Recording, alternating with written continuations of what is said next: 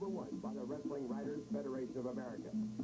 Join us now for the fast-paced competition of professional wrestling, featuring the top grapplers from the world's largest governing body, the National Wrestling Alliance. Back with my co-host Les Thatcher, welcoming you to Southeastern Championship Wrestling. Another hour of some of the finest wrestling competition in the country today. That's right, Charlie. And, of course, championship month here on Southeastern Wrestling continues. Today you'll be seeing the United States Junior Heavyweight Champion, Brad Armstrong. He'll be defending against Jerry Stubbs. That should be an action-packed bout, Charlie. Also, Robert Gibson in action against Shekinah. And we'll be seeing Paul Orndorff against Golden Boy Chick Donovan. Ken Lucas returns to television wrestling today. He'll be taking on Ron Bass. Of course, more importance than ever being placed right now on the very prestigious Southeastern Heavyweight Championship. It's about 1 month away from the time that the world champion Harley Race will be in our area. That's right, Charlie. When Harley Race comes to town, he'll be defending the National Wrestling Alliance World Heavyweight Championship, and the man wearing the Southeastern singles title will be the man he'll be defending against.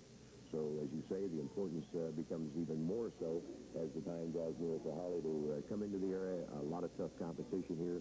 Bass, Lucas, Golden, Orndorff, Austin, the Armstrongs, Jerry Stubbs, a great array of stars, and it could be anyone facing Harley in a month.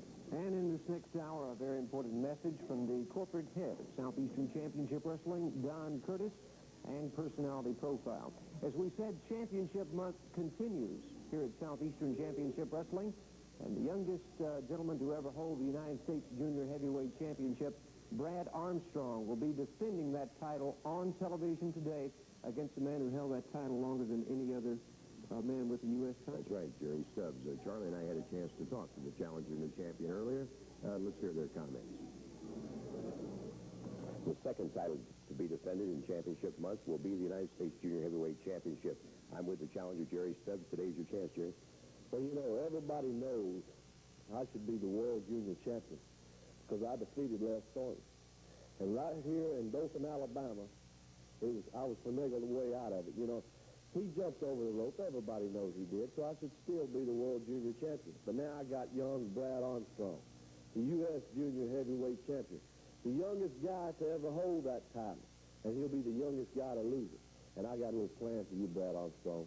I'm going to get rid of you for good today. Charlie Platt now with the champion. Brad, a lot of pressure on you. What are your feelings about today's championship match? Well, Charlie, I've been real lucky in recent weeks to hang on this belt as long as I have. I've been sticking and scratching, and it's just Lady Luck has certainly been in my corner, and I'm just going to be out there looking for Stubbs to make a mistake and hope that I can capitalize on that. The champion, Brad Armstrong, let's go to the ring for the introduction of this match.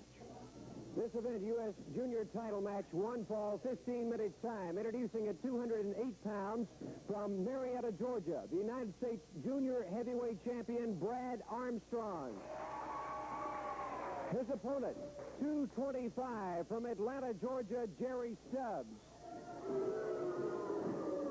Jerry Stubbs, the challenger, Brad Armstrong, the champion. His championship month here on Southeastern Wrestling. We've got action. Collar and elbow. Headlock takedown by Stubbs. And, of course, we mentioned last week, Charlie, a title match on television means a shorter time limit. So the challenger must carry the battle through the champion. He must open up early. Stubbs in control offensively now. We might mention to the fans a little sidelight here. The fact that Jerry Stubbs was one of the people instrumental in the training of Brad Armstrong for the professional ranks. So, to some degree, it is the teacher and the student in the ring right now. And, of course, in this instance, the student is the champion and the teacher the challenger. As you mentioned earlier, Jerry Stubbs holding the U.S. junior title longer than any other man in the history of that particular belt. And Brad Armstrong, the youngest wrestler to ever hold that same title. The professional career of Brad Armstrong, less than 1 year old. That's right. Of course, you know, there's always heartbreak in a career also, Charlie. Down the road now. And the sudden success. Brad has handled it well, and hopefully on those down periods that this young man will be as competitive, as strong of will, and as concerned with what's going on in that ring as he is right now when he is at the top of the heap in the United States Junior Heavyweight Division. Stubbs calmly taking the offense in this match, and as you mentioned earlier, it's going to take the challenger taking it to the champion because of the time limit on television. Stubbs has been in control. He moved right in. He took the headlock, had the takedown, and holding Brad on the canvas. Certainly Jerry Stubbs, as he mentioned on our interview earlier today, is the veteran of the team crew in there, Armstrong and Stubbs. So certainly you've got to give him the edge there. Tackle, a nice one by Jerry. Brad moves to that hip middle. Good reversal. Armstrong takes down, hangs on, traps that arm. Stubbs using a handful of hair, takes his man over into the reverse chancery now. This probably lists two of the more colorful personalities in pro wrestling today. You have Brad, of course, and we've mentioned it 100 times, a young man, 18 years of age, the youngest U.S. junior champion ever. Jerry Stubbs held the title longer than anyone else. Also, former NWA World Junior Heavyweight Champion. And apart from his arrogant personality, you have got to hand it to Stubbs. He's an outstanding competitor. Stubbs has got the credentials, no doubt about that. Right now, Jerry opening up. I was feeling a strategy earlier. He had 19-pound weight advantage and his experience, taking Brad down with the headlock and the chancer, going to that front face slide now. He seems to be using his weight, hoping to wear Brad down early. Apparently planning on opening up, cutting Brad's endurance down now, taking the speed away from him. And, of course, Jerry can move well in that ring himself. And with that 19-pound weight advantage or so, that I think he's going about it the right way. Brad battling back, opens up a nice double shot to the midsection, and Stubbs is slowed down temporarily, Charlie. Stubbs backs away. What a career for Brad Armstrong, and what training he has had in pro wrestling. Takes his man over into the turnbuckle. The main thing, I think, with Brad, Charlie, he's taken the practical experience in the gym and put it to work and on-the-job training, which many times you can teach a good athlete in the gym, but under fire, he cannot apply what he's learned. Brad has been able to do this very successfully.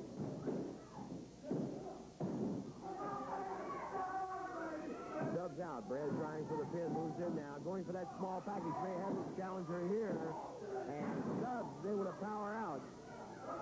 Stubbs still very much in this one. Brad now on the offense, and he has just taken control in that particular category. Moments ago, a nice elbow sends Stubbs to the canvas. 2 count again on challenger Jerry Stubbs. Brad moving in with that headlock, and Stubbs down.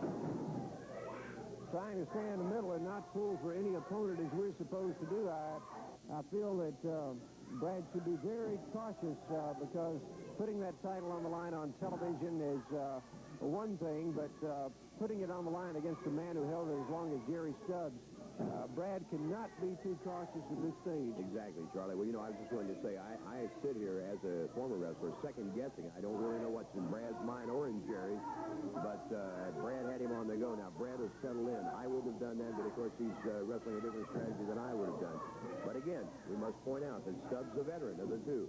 Brad Armstrong has certainly set the wrestling world on its ear in a very short period of time. Just some 7 months as a professional now has held 2 major titles, and this one being the most prestigious thus far, the United States Junior Heavyweight belt.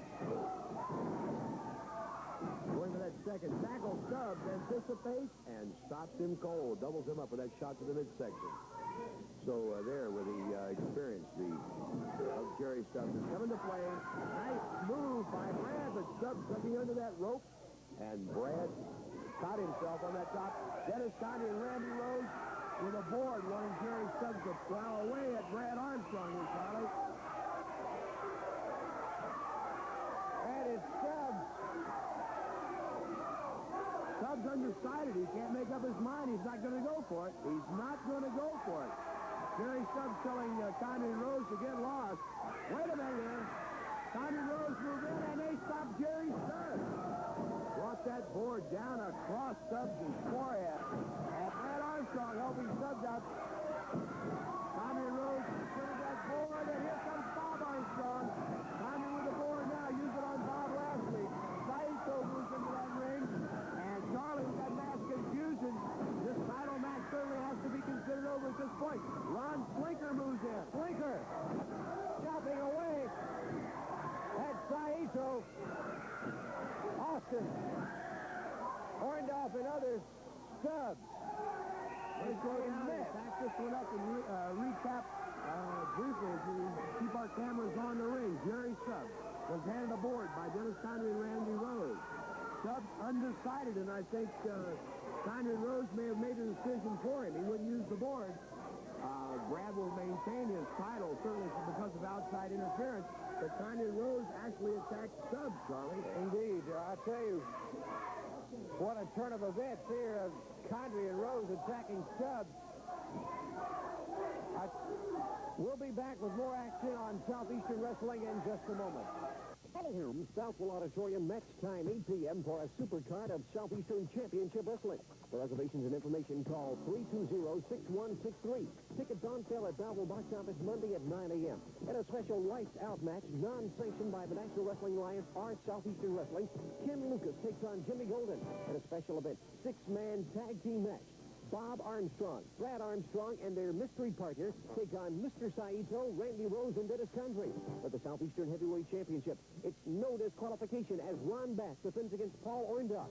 Jerry Stubbs takes on Shekinah, and Robert Gibson goes against Stan Lane. That's Monday night, Birmingham's Boutwell Auditorium, match time 8 p.m. for a supercard of Southeastern Championship Wrestling. And it is a supercard indeed. Monday night, Boutwell Auditorium tickets go on sale Monday morning at 9 a.m. at the Boutwell box office. With me, Paul Orndorff. And on Monday night in Boutwell Auditorium, he'll be going after the Southeastern Heavyweight Champion, Outlaw Ron Bass. It is a no disqualification match. So it's going to be a tough one right down the line. Before we talk to the challenger, let's hear from the champion. Mr. Paul Orndorff, I'm going to have to tell you something, Paul. You were kind of a disappointment to me here last week, son. We were going for the Southeastern title, and you had to go out there. It got just a little tough on you, so you had to chicken out. You had to get yourself deliberately disqualified, Paul Orndorff.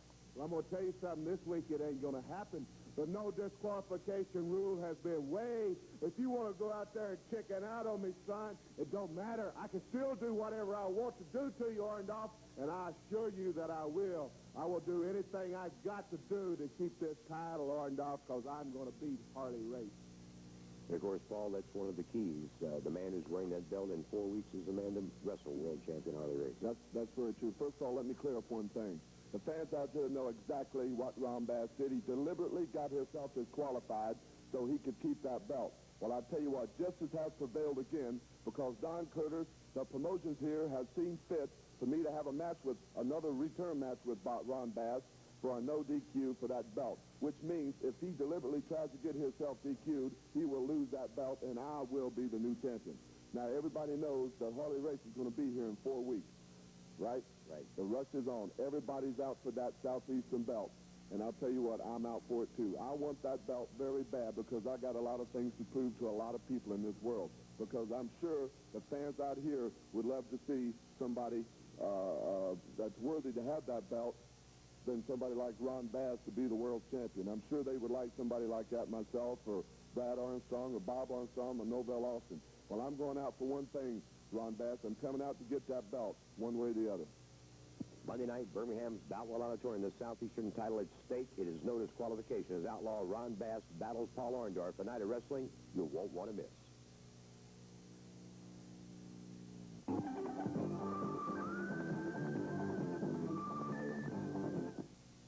I'd like to take a moment to talk to Ken Lucas. Ken, returning to the Southeastern wrestling area a couple of weeks ago, you've taken the area by storm, and this is our first chance to really sit down and talk to Ken Lucas and see what's been happening in your career. Well, it's a pleasure to be back. You know, I just come out of Tennessee, and I had quite a few different titles up there, tag team titles and also single titles. But it's nice to be back down in this area here. You know, I've got a lot of friends and a lot of fans down through this way, and I always try to give 110%. And like I say, I have respect for the fans, and I hope they have respect for me, Charlie. Take this opportunity to congratulate Ken. In the short time of his return in the Southeastern wrestling area, he has already captured the very prestigious Southeastern Heavyweight Championship, and I know that's pleasing to you, Ken. Well, it is pleasing, but you know, anytime you hold a belt like this, you've got a lot of guys gunning for you. I've got right now, you know, Mr. Bass is looking for a return match. Mr. Golden's around. There's Condrey. There's Randy Rose, and they've got some great, very, very tough men here, and I have a lot of respect for all of them. And I know one thing for sure, in professional wrestling, you sell nobody short, because when you do sell somebody short is when you get beat. Holding on to that belt will be a tough job for Ken Lucas, I'm sure, because, as you just mentioned, tough competition in the area. But the man that has this title around his waist when Harley Race comes to the Southeastern area will be going after the world title. Well, I've wrestled a lot of world champions, and I've never had one beat me, but I'll say this, that when Mr. Race comes, I hope that I've got this belt, because I have a little score to settle with Mr. Harley Race after a Kansas City episode. And like I say, he's the man that is the world champion. You've got to have respect, and you've got to have a lot of prestige for him, because he is the world's best, and that's what makes the champions like Harley Race. Wrestling will be coming to Georgiana, Alabama in the very near future, Ken, and you'll be in competition in Georgiana. Yes, it's a pleasure to go up to that town, too, Charlie, and I'll be seeing a lot of old friends up there, and I can't look to come that way. Thank you very much for joining us, Ken, the Southeastern heavyweight champion and a favorite of the fans throughout the Southeastern wrestling area, Ken Lucas. Thank you, Ken. Thank you. 1980 was a great year in pro wrestling, and if you had to section out any one particular part of the country that had the best competition, it would have to be voted the Southeastern wrestling area. A lot of tough competition in the Southeastern wrestling area, and corporate head of Southeastern Wrestling, Don Curtis, sent us a videotaped interview earlier in the week, and he had these comments for you wrestling fans. Let's listen. I just want to take a fast minute here to thank you all for your support, somewhat belatedly, your support in 1980 and your continued support now in 1981. We spent about $150,000 last year on special incentives and purses and prizes in order to attract the top people, and it certainly paid off. You showed up by the thousands. We are planning on about doubling that budget for next year to further encourage the great talent that is available around the country. I'm also going to make an effort to appear at the various arenas in the area in order to sit and talk with you and hear your complaints or whatever you have to say is nice about us, to give us the opportunity to improve on our wrestling by knowing better what it is exactly that you want to see. We're also going to be doing some upgrading in our officiating by encouraging some officials clinics, referees clinics, to further encourage the competitive spirit in our wrestling programs. And all of these things should bring us an even greater year of wrestling here in 1981.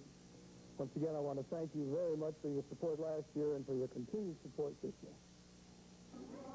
Ladies and gentlemen, this event, one fall with 15-minute time limit. Introducing at 218 pounds from Pensacola, Florida, Robert Gibson. His opponent, 240 from Japan, the Japanese destroyer Oki Shekinah. Oki Shekinah and Robert Gibson, your referee, Tommy Weathers. There's the bell. Gibson moves out. Shekinah took off his wooden shoes, headband. He's ready for action.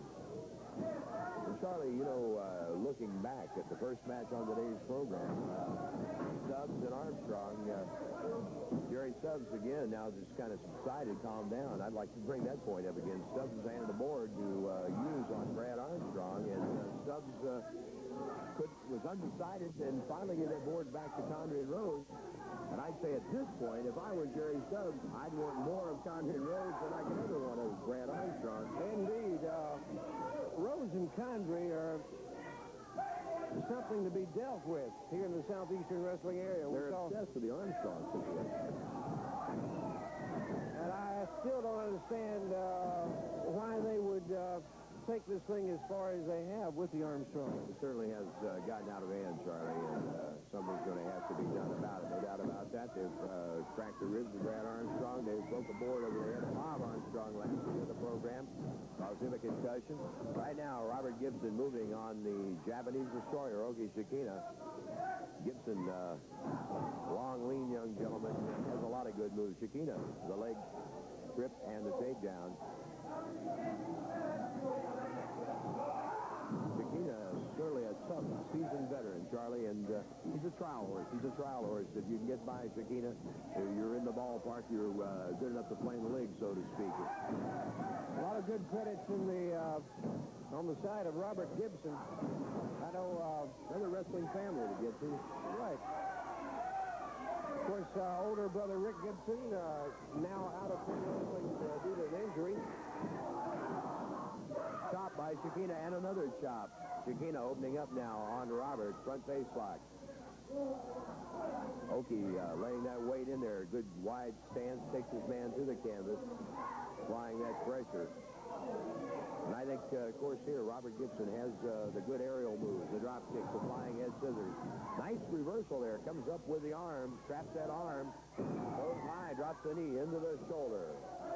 Robert Gibson now on offense, and Shekinah in the position where he's going to have to go. Trapping that arm, barring it now across the elbow. Shekinah with a handful of hair takes Gibson back into the rope. Chops him while he's on those ropes, and again, Shekinah opening fire on Robert Gibson. We're going to get a look at Golden Boy Chick Donovan against Paul Orndorff. It should be quite about a 2 well-conditioned athlete, Charlie. Also, Ken Lucas will be at action later on today's edition of Southeastern Championship Wrestling. A lot of things happening in the Southeastern area and all over the country. We hope to bring you up to date on that. Of course, coming up right after this match, Charlie, will be Personality Profile.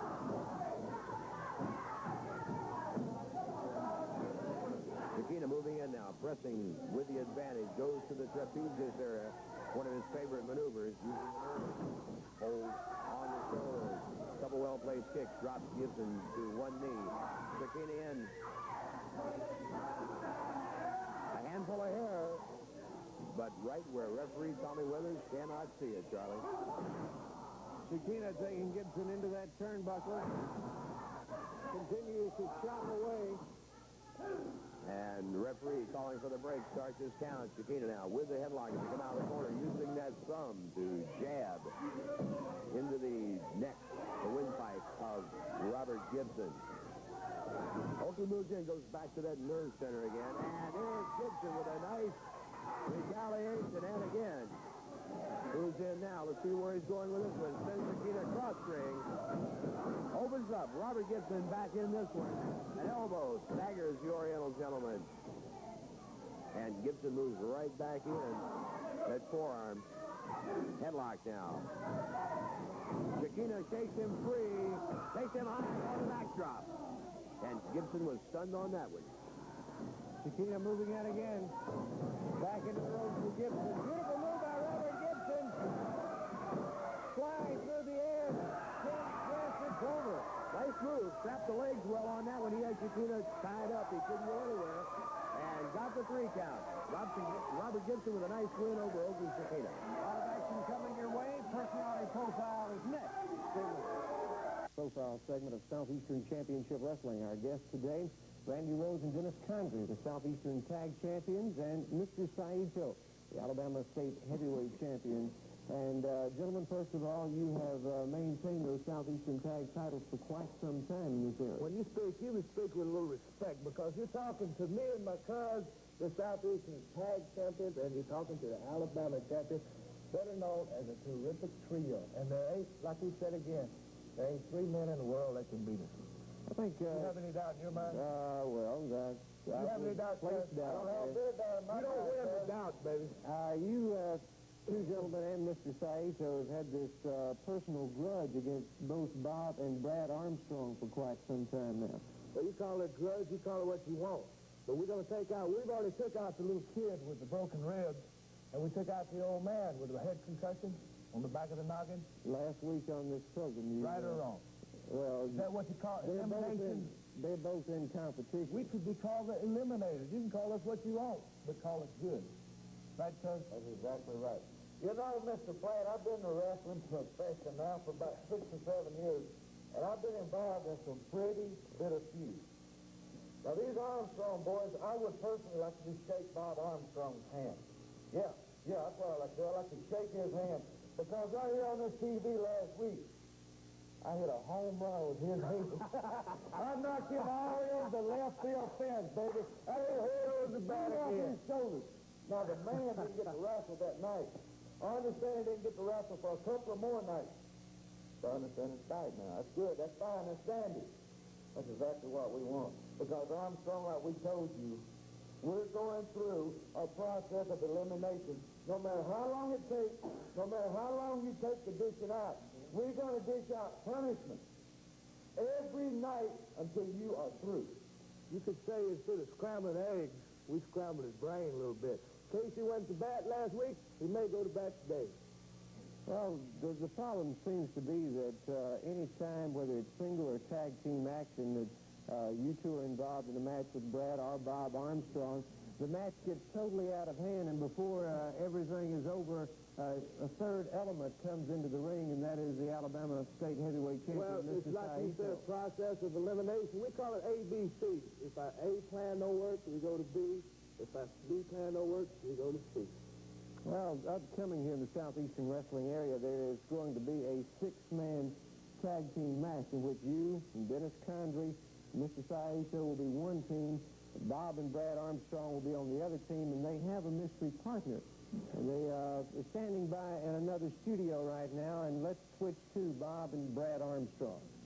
You know, for the past few weeks, all over the Southeastern area, right here on television and live matches, the terrific trio, as they call themselves, Condrey, Rose, and Saito, have dished out a lot of punishment to Brad and Bob Armstrong. I suffered a concussion. I walked sideways for 3 days. They got a big laugh out of that. I had dizzy spells. That was funny to them, but believe me, it's not too funny when you're on the receiving end. They cracked my son's ribs. After that, a week later, they sent him out while he was still bandaged up. They sent Saito out to bust him up good. They've chosen every opportunity. They salted me down, knocked me down, kicked me around. They've done everything they could to knock us off the pedestal and get us out of pro wrestling, out of the Southeastern area. And they've come real close. But, you know, I've always said you don't measure a man by his size, it's by his heart, and we've come back. We're hurting, sure. I'm going to be the first to admit that I've been hit by so many karate chops from that Saito. He's changed my voice 3 times in the last month. But, you know, the thing is that everything comes to an end. Every dog has his day. Retribution is at hand. And I'm standing out here today a happy man. I am tickled plumb to death, me and Brad both, because in this 6-man tag, we finally got even. We're going to get down. Things are going to get done.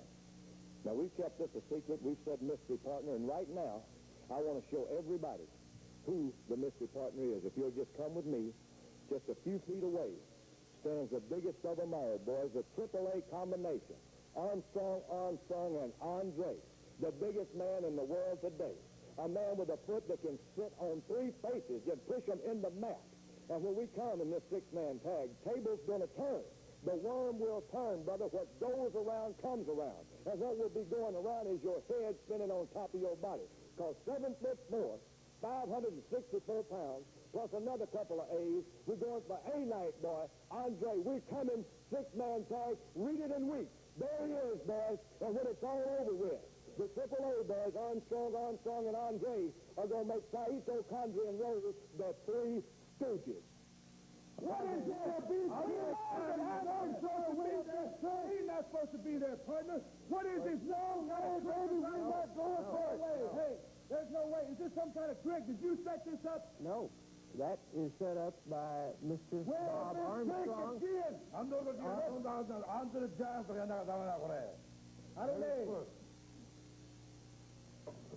Andre the Giant will be We don't have to go for this. We don't have to stand for this. Let me tell you something, Charlie Plant. We knew he was going to be there, but he's not going to be their partner. I guarantee you something. When a cuz gets in there, we're going to chop him down. Seems that the Armstrongs have the biggest partner they could obtain in professional wrestling, 7'4", Andre the Giant, the 8th wonder of the world. Look at there's one fall with a 15-minute time limit. Introducing at 245 pounds from Tampa, Florida, Paul Orndorff. Paul Orndorff. His opponent at 223 from California, Golden Boy Donovan. Donovan out against Paul Orndorff, and we're getting our first look at Golden Boy here on Southeastern Wrestling. And Orndorff's ready to go with the belt, Charlie, but the Golden one is not prepared. He's going to take that headband off the vest. Donovan coming into the area with good credentials. Just had to come off the West Coast some weeks ago. And I'm not sure if I want to grab a hold of all that gold glitter or not, Charlie. But Orndorff did collar and elbow at jockey for position. And we're looking at physique contest in there, too. Orndorff and Donovan both well put together. Donovan with the first move, gets the body slam. And right back at it. Former North American champion Paul Orndorff on the second run. Arm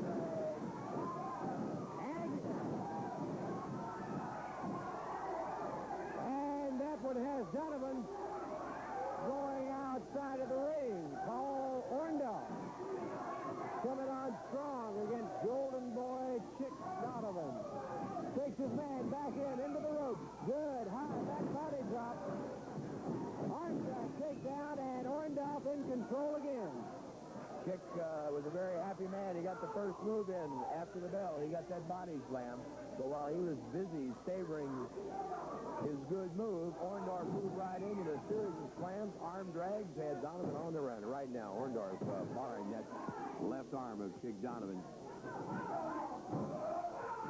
And it's Orndorff spinning around, applying the pressure.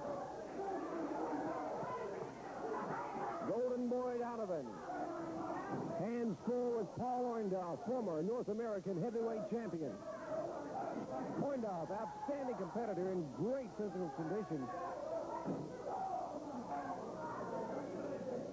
And whether it be singles or tag team action, you can rest assured that Paul Orndorff will not back down from the best of them. Over on the ropes now, Tommy Weathers calling for the break.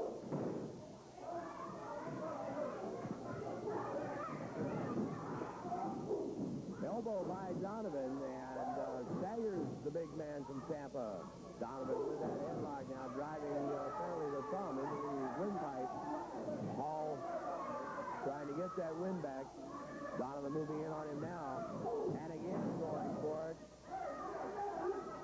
Donovan has no problem expressing his pleasure at being on top of the heap at this moment, but Orndorff, not a man you can count out easily, Charlie. Orndorff firing back, but it's Donovan with a good connection to the side of the head. Locked in tight. And here we see Paul Orndorff on defense at this point of the match. Donovan applying that pressure. Orndorff trying to slide his way out into the hammerlock. He does. And Donovan moving right to the ropes will get the break. Donovan, a hit-and-run artist, he moves in, takes the shots when they're there for him, and keeps moving when his opponent is trying to double him up there. Nice move on Orndorff's part. Wrapping that arm, throwing that weight back, and the pressure going into the shoulder joint. Donovan being slowed down now as Paul Orndorff moves in, trying to press the advantage. Donovan gets him with a kick and a couple rabbit punches. Drops Paul into that turnbuckle head first. Donovan on the move, and the advantage here has seesawed back and forth, Charlie. Indeed. Orndorff fires into the midsection. Good connection side of the head, and again on the golden one. High back body drop. Orndorff moves in. Snap bear takedown. Crashes down with that leg. Nice knee drop by Paul, and he stunned the golden one on that one. Into that turnbuckle goes Donovan. Donovan lost his footing, trying to stay on his feet, and couldn't do it. Orndorff moves in now. He's got command. Shoots his man across the ring, goes to the drop kick, catches him on the rebound. Power slam. And out is Donovan. Orndorff sets him up, sends him cross into the turnbuckle. But Donovan with the knee up. Stops Orndorff. Moves in on him now. Looks like Paul may have been ready to put him away there. But Donovan got the knee up.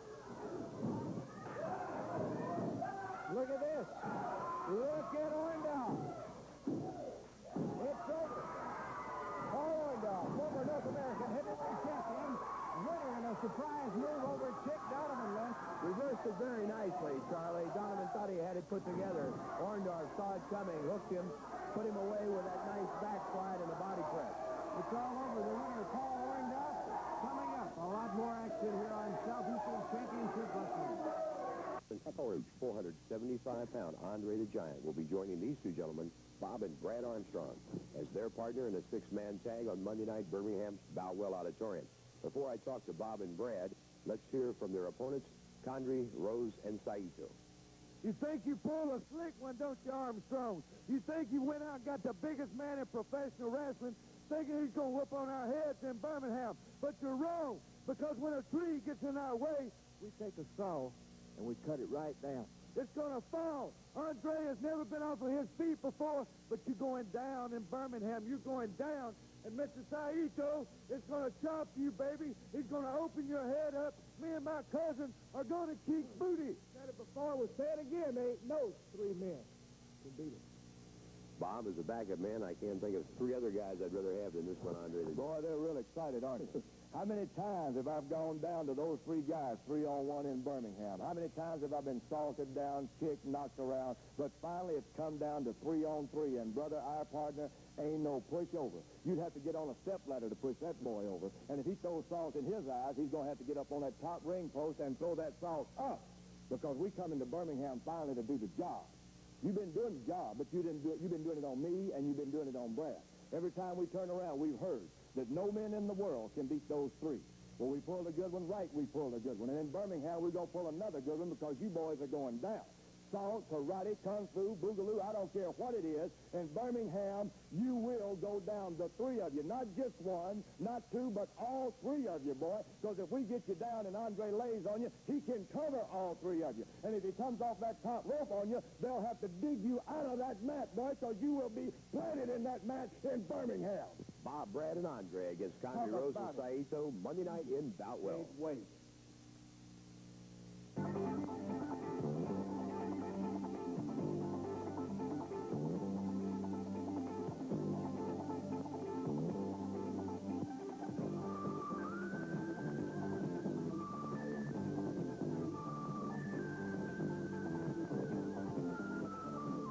A lot of action taking place in the Southeastern wrestling area, and of course I would think that the big appearance of Ken Lucas on the scene has changed quite a few things in some people's minds, Ken.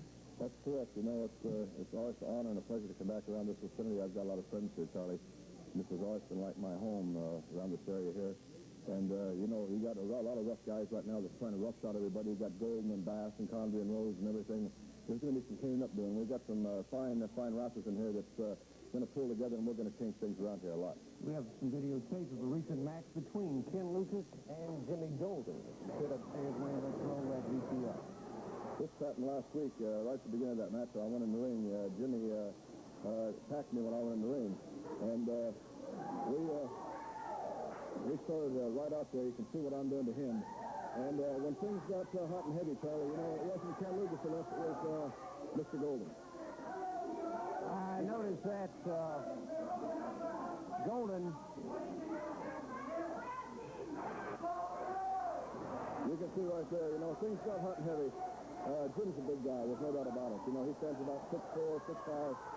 As you can see right there, when things got hot, I'm laying those big haymakers right to his head. I have him down here, and I'm really working on his head, you can see. And very, very, very tough man, Mr. Golden. I didn't think he had quite that in him, but as you see, when things got hot and heavy, he was the first one to take off. You'll see this in a second. But I got pretty upset and pretty mad here, and I knew what I had to do. And you don't give Jimmy Golden no slack, because if you make a mistake with Jimmy, you can lose the match right there. And he is a tough man. He's heated many tempers in pro wrestling because of the incident with his very own family, Ron Fuller. Right. You see right there, I'm laying those big 5, and these referees kept on me. And Charlie, I hate to do something like this, push him back and everything.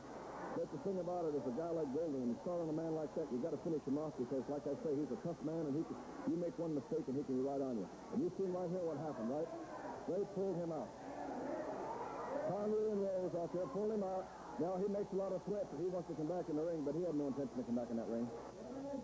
Ken Lucas returning to the Southeastern wrestling area, and Ken, of course, our best of luck to you in competition in this area. Thank you. I'm going to take care of a little business right now, Charlie. Thank you. Ken Lucas, been in the Southeastern wrestling area many times before, and one of the greatest pro wrestlers in the world today. Let's go to the ring now for our next event. Our television main event, one fall with TV time remaining. Introducing at 224 pounds from Las Vegas, Ken Lucas. Ken Lucas. His opponent, 285, Pampa, Texas, Ron Bass. Man with a great reputation in professional wrestling. Out against the outlaw from Pampa, Texas, Ron Bass.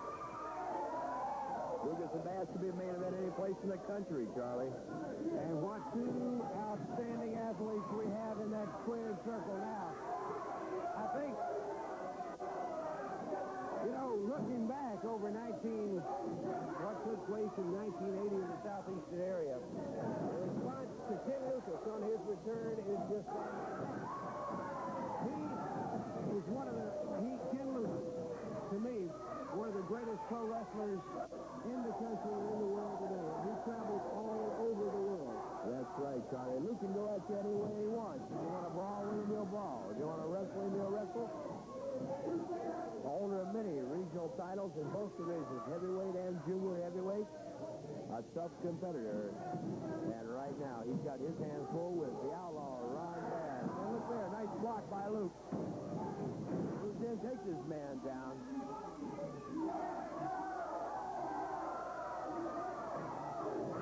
Ron Bass, a little strategy there on his part. You can look for those shortcuts to be taken by the big man from Texas. Bass with a lot of power, a lot of strength. Tries to overpower his opponents, tries to intimidate them. But intimidation is not well used on Ken Lucas. He doesn't intimidate easily. And Bass or anyone else that gives that a shot will find out exactly what I'm saying is true.